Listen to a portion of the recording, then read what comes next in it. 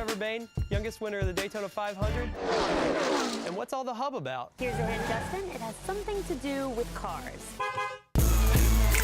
Whoa! Is that a car in our studio? Well, is that scary, going 200 miles an hour with Jeff Gordon pushing you? It's a little different, that's for sure. Trevor is dropping stories from the track right here. I thought she was gonna have a heart attack the first few times. Seriously? Seriously, Dan, the racing superstar is here. You sure your intel's accurate?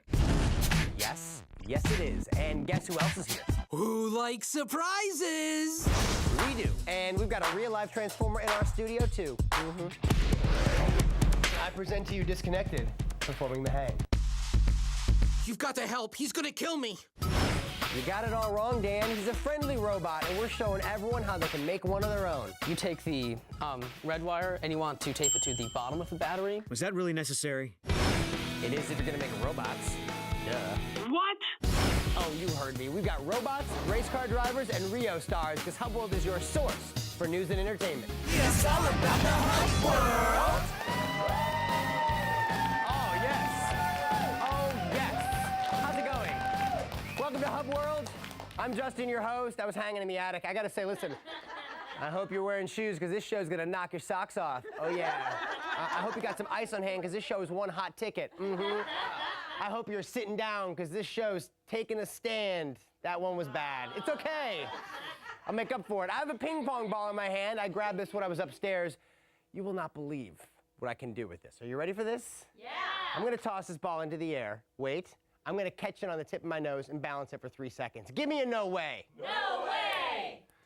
Here we go. Let me focus. I gotta focus. No laughing, which shouldn't be a problem. Okay. 1, 2.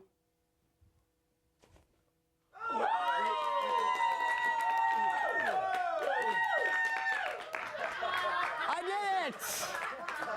Yes! Do I look dumb right now? Yes! That was a good trick, am I right? That was some trick. Don't try that at home. That trick was almost as good as winning the Daytona 500 at 20 years old, am I right? Am I right? Yeah! Ooh, the segues I come up with. Trevor Bayne is actually the youngest one to ever do that, and he is right here, right now, with our very own Heather. What?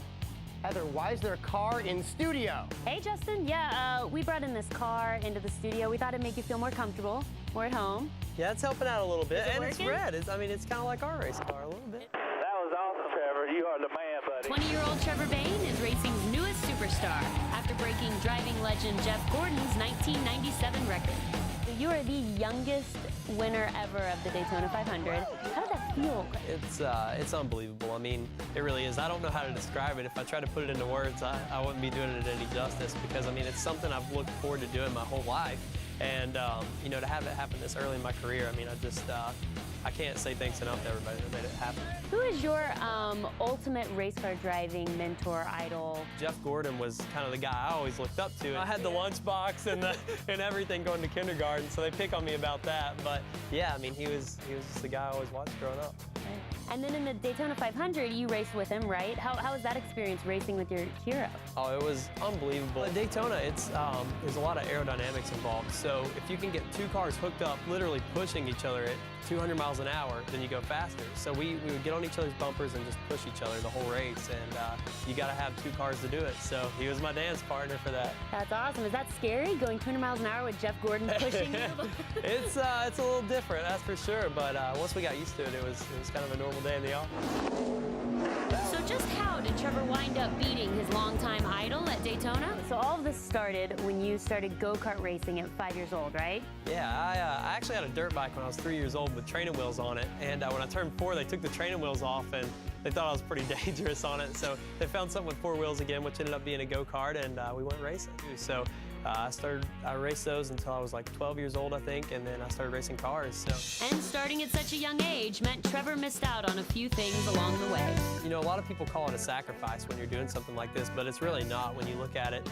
If you stay working hard at it and you just stay dedicated to it, you might miss out on a lot of birthday parties growing up, but one day it's going to pay off. So when you were little, you always knew, you know, driving those go-karts, that this is something you would love to do as a career? Yeah, I mean, my family speed has kind of been in the blood. I mean, my grandfather raced race cars, and then my other grandfather raced boats, so it's kind of like in the family a little bit. And Nice, so the Bayne family has a need for speed. exactly. But not every Bayne family member has the need.